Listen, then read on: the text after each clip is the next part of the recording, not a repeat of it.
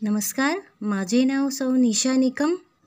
माझ्या यूट्यूब चॅनलमध्ये तुमचे सर्वांचे स्वागत आहे आणि माझ्या चॅनलचे नाव आहे N square. 9th science chapter 6 classification of plants. Topic आहे क्रिप्टोगॅम्स.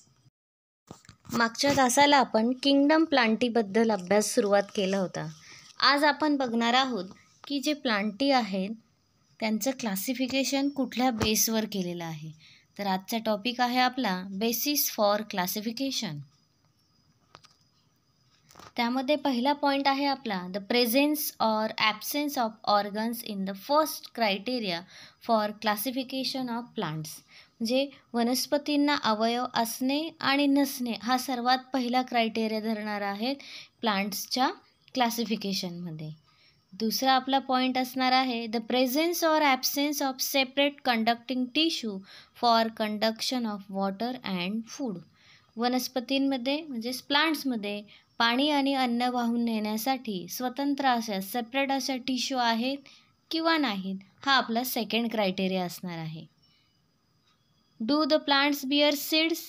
त्या प्लांट्समध्ये बिया निर्माण करण्याची धारण करण्याची क्षमता आहे किंवा नाही, हा आपला तिसरा पॉईंट असणार आहे.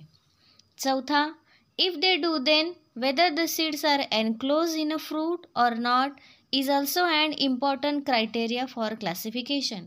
म्हणजे जर ते बिया धारण करू शकत असतील तर त्या बियांवर फळांचं आवरण आहे किंवा नाही असं क्रायटेरिया आपल्याला कन्सिडर करावं लागणार आहे.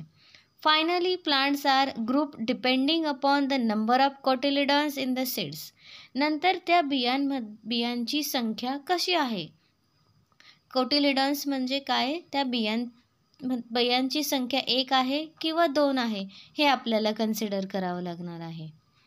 At the higher levels of plants classification different characteristics are consider for classification.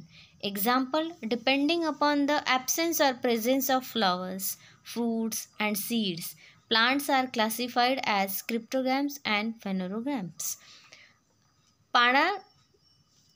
प्लांट्समध्ये absence आणि प्रेझेन्स आपल्याला लक्षात घ्यावं लागणार आहे की त्यांना फुलं येतात का, त्यांना फळं येतात, बिया आहेत किंवा नाही आहेत. या क्लासिफिकेशनवरून प्लांट्सचे 2 विभागणी करण्यात आली आहे, क्रिप्टोगॅम्स and phanerogams. Depending upon whether seeds are enclosed within a fruit or not, phanerogams are classified as gymnosperm and angiosperm. त्या बिया ज्या प्लांट्समध्ये असणार आहेत त्या फळांमध्ये आवरण आहे किंवा नाही आहेत याच्यावरून पॅनरोग्राम्सचे 2 पार्ट्स असणार आहे, जिम्नोस्पर्म अँड अँजिओस्पर्म. म्हणजेच आपल्याला इथे क्रायटेरिया दिलेला आहे की प्लांट्स आपल्याला कसे क्लासिफिकेशन करायचं आहे की त्यांच्यामध्ये स्वतंत्र अशा टिश्यूज आहेत का, अन्न आणि पाण्यासाठी त्यांना बिया येतात का, बिया येत असतील त्या फ्रूटमध्ये एनक्लोज आहेत का, त्यानंतर त्यांच्यामध्ये किती कोटिलिडॉन्स आहेत, त्यांना फळं आणि फुलं येतात का, त्यांच्यावरून त्यांचं क्लासिफिकेशन करणार आपण ते क्रिप्टोगॅम्स आहेत का फेनरोगॅम्स आहेत. ज्यांच्यामध्ये बिया आहेत आणि त्या फळांमध्ये एनक्लोज आहेत किंवा नाही यावरून फेनरोग्रामचे क्लासिफिकेशन असणार आहे, gymnosperm and angiosperm. Angiosperms are further classified as monocots or dicots depending upon the number of cotyledons in seeds. An introduction to scientist. In 1883, Acher, a botanist, classified the kingdom Plantae into 2 subkingdoms. म्हणजे आपण जो अभ्यास करतो आहे kingdom Plantae याला जे आपले शास्त्रज्ञ आहे एचर यांनी अजून 2 सबकिंगडम्समध्ये डिवाइड केलं. Result, 2 subkingdoms, cryptogams and phanerogams were considered for plant classification. म्हणजे किंगडम प्लांटीला त्यांनी क्रिप्टोगॅम्स अँड फेनरोगॅम्स ह्या 2 सबकिंगडम्समध्ये डिवाइड केलं. त्या शास्त्रज्ञाचं नाव होतं एचर. 1883. हा क्वेश्चन एक्झामला विचारला जातो. एचर या शास्त्रज्ञाने आपल्या किंगडम प्लांटीला 2 सब किंगडममध्ये डिवाइड केलं. त्यापैकी पहिला पॉईंट आहे सब किंगडम आहे क्रिप्टोगॅम्स. त्यापैकी cryptos means hidden and games means reproductive organs.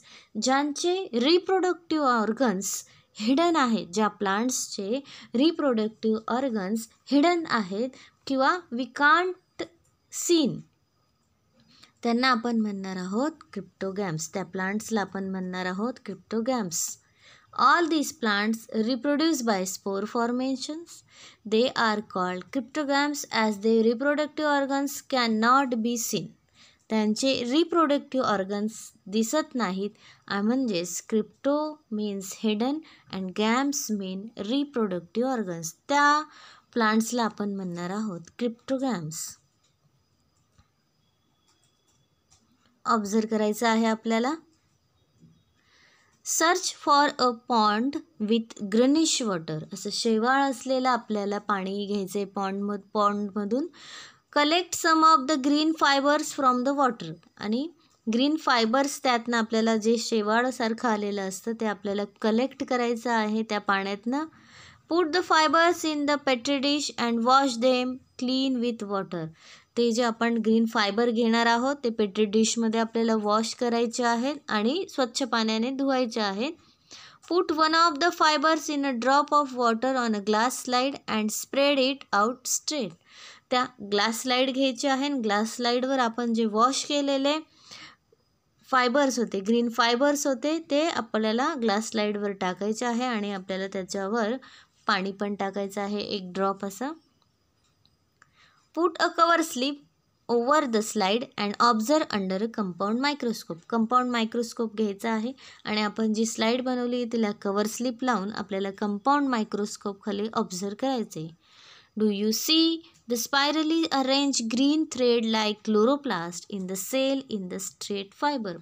तुम्हाला एक असं दिसणार आहे का बघायचं आहे की spirally arrange green thread like chloroplast तुम्हाला दिसतं आहेत की नाही हे आपल्याला ऑब्झर्व करायचं आहे. आणि जर आपल्याला दिसले व्यवस्थित तर this plant is known as spirogyra. आणि तो प्लांट म्हणजे स्पायरोगैरा. पुढच्या लेक्चरमध्ये आपण अभ्यास करणार आहोत की हे जे क्रिप्टोगॅम्स आहेत हे पुन्हा 3 ग्रुपमध्ये डिवाईड केलेले आहेत. थॅलोफायटा, बायोफायटा अँड टेरिडोफायटा या 3 डिव्हिजन्सचा आपल्याला अभ्यास पुढच्या लेक्चरमध्ये करायचा आहे. होमवर्क आहे. Write all points of plants classification from the given video. तुम्हाला माझा व्हिडिओ आवडला असेल तर लाईक करा, माझ्या चॅनलला सबस्क्राईब करा आणि बेल आयकॉनला प्रेस करायला विसरू नका.